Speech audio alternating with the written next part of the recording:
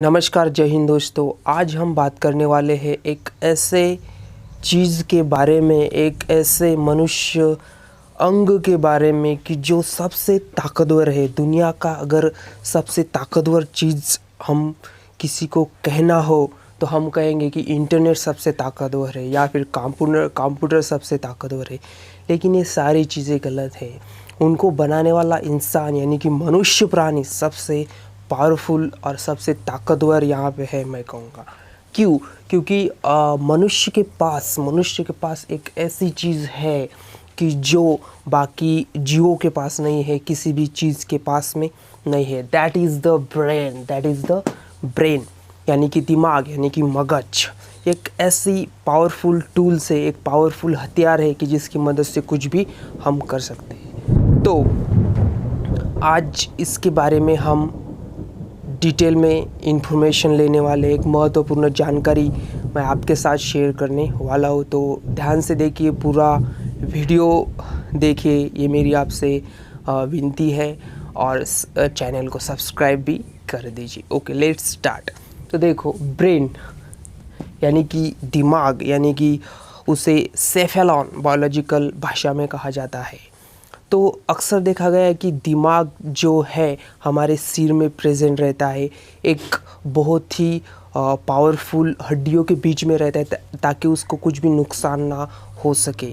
तो अगर दिमाग का नेचर देखा जाए तो दिमाग एक फुटबॉल की तरह होता है, एक फुटबॉल की तरह होता है।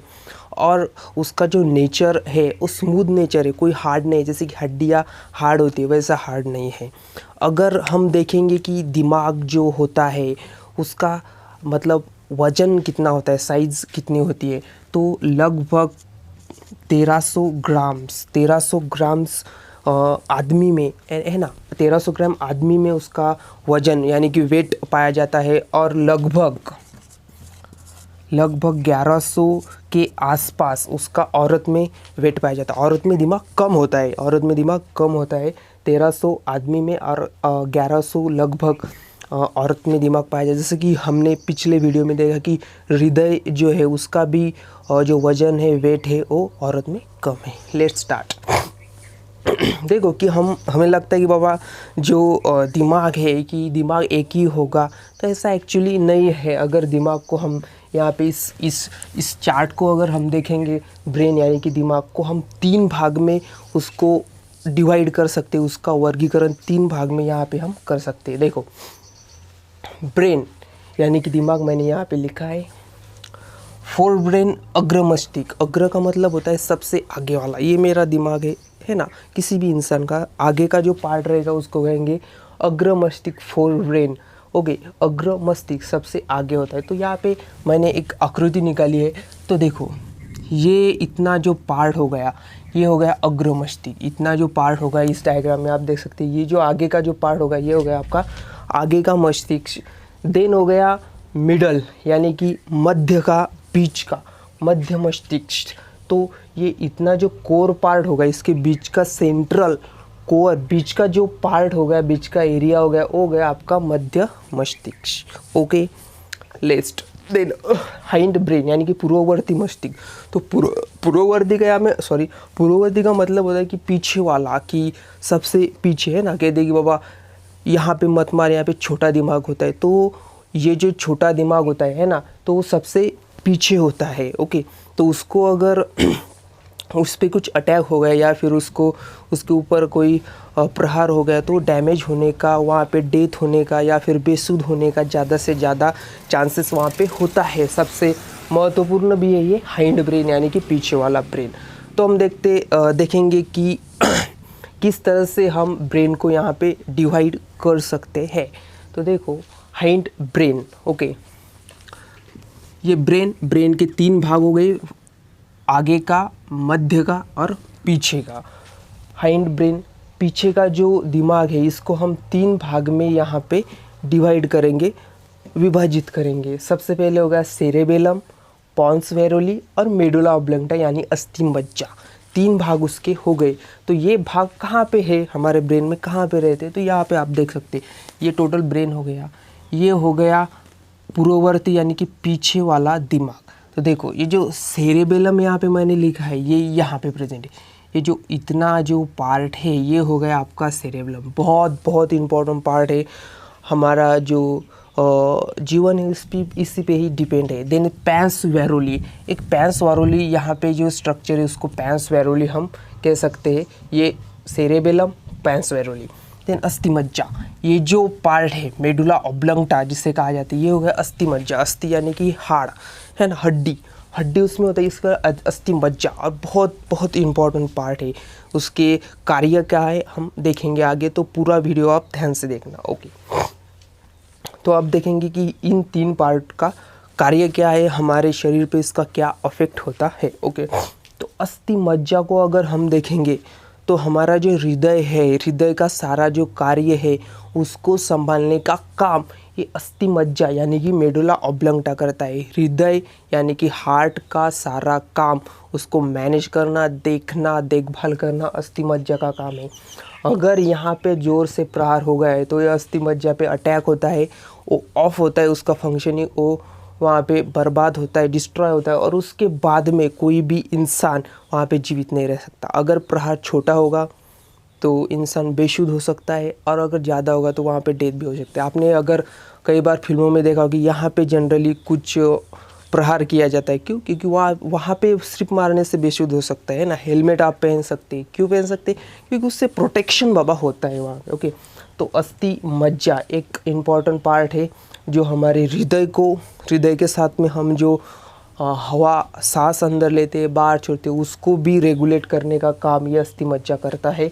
और ये अस्थिमज्जा, ये जो इतना पार्ट है ब्रेन का, ये दिख रहा है ना डंडी जैसा, ये इतना जो पार्ट है ये करता है। देन पैंस वेरोली, तो ये जो सेरेबेलम है यहाँ पे ऐसा जो आपको अंडे जैसा ये आकृति दिख रहा है ये हो गया सेरेबेलम।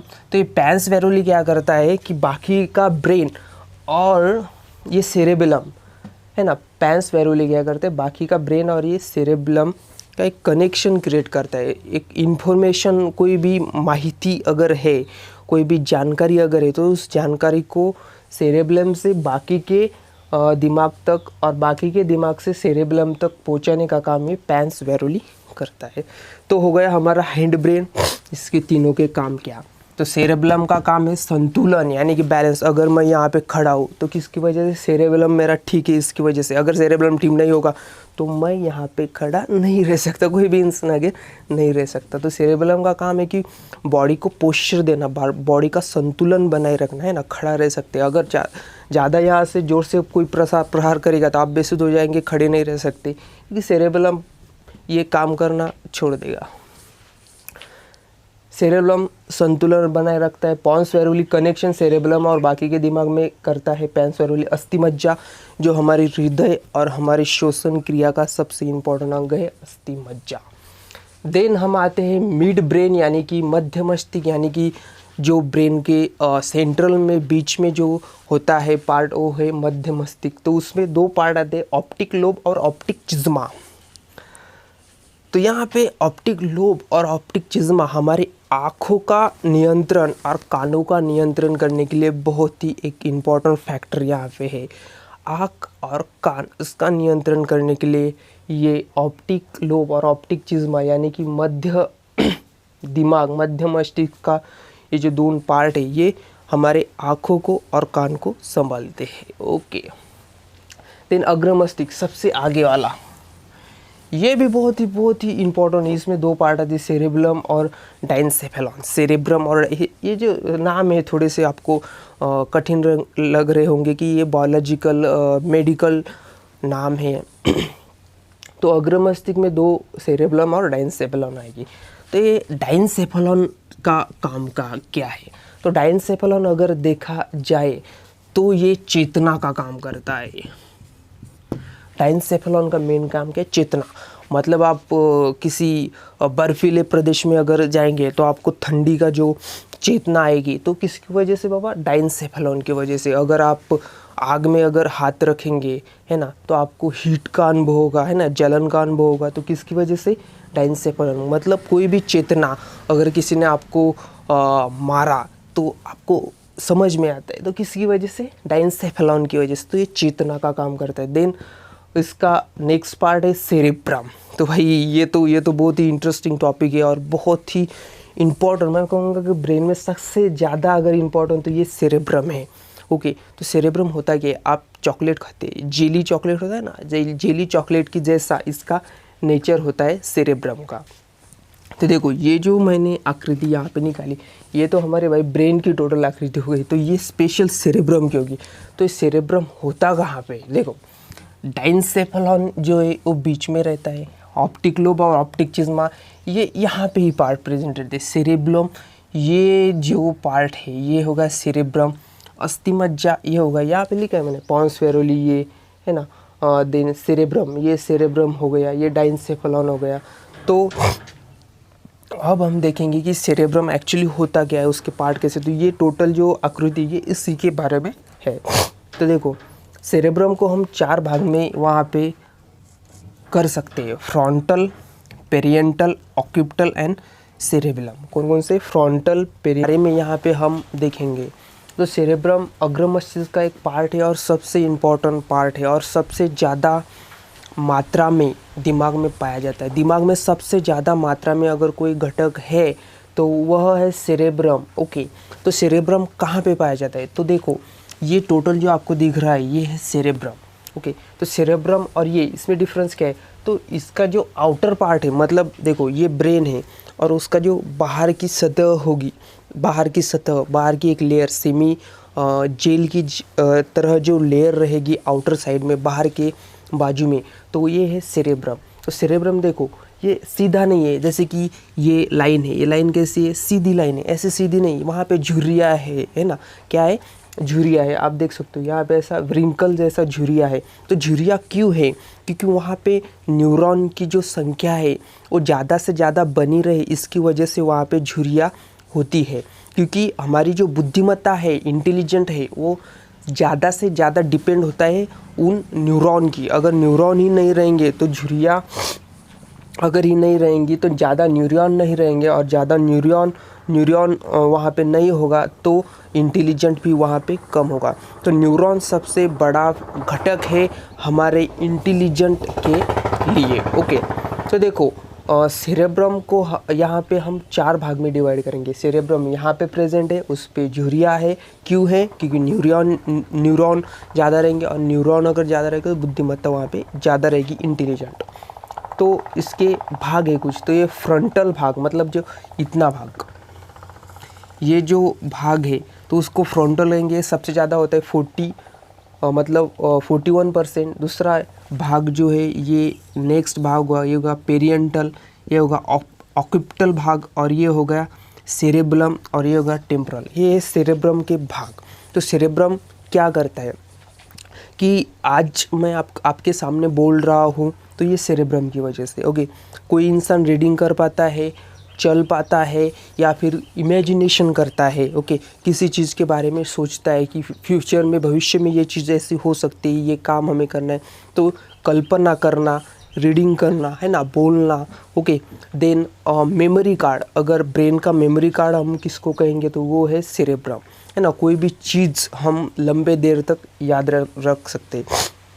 हम कहते हैं कि बहुत ये जो बच्चा है ये कुछ भी याद रखने में ज़्यादा सक्षम है, क्यों है, क्योंकि उसमें सेरेब्रम की क्वांटिटी अच्छा रहती है ना। सेरेब्रम अच्छा होगा तो आपका दिमाग अच्छा होगा, आप सुपर इंटेलिजेंट वहाँ पे होंगे, और सेरेब्रम कम होगा तो कम होगा।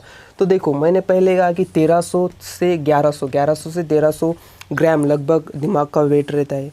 ओके, तो 25 एज तक मतलब 25 सालों तक दिमाग की ग्रोथ वहाँ पे होती है, उसका विकास 25 तक होता है। उसके बाद में जो वेट है दिमाग को कम हो जाता है, कितना, तो 2 से 3 ग्राम हर साल में 2 से 3 ग्राम कम हो जाता है, यानी कि याददाश्त भी कम हो जाती है।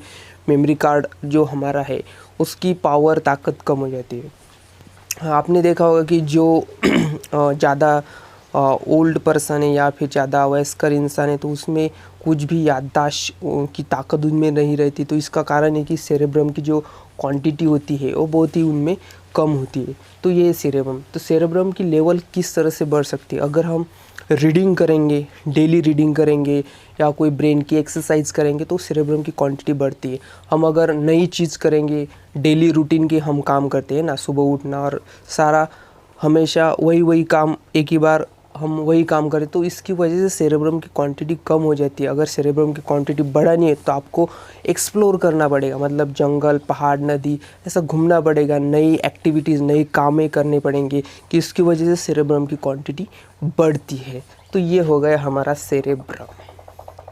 तो ये थी टोटल जानकारी ब्रेन के बारे में। ये बेसिक नॉलेज है, एक बेसिक की हर इंसान के पता होना चाहिए।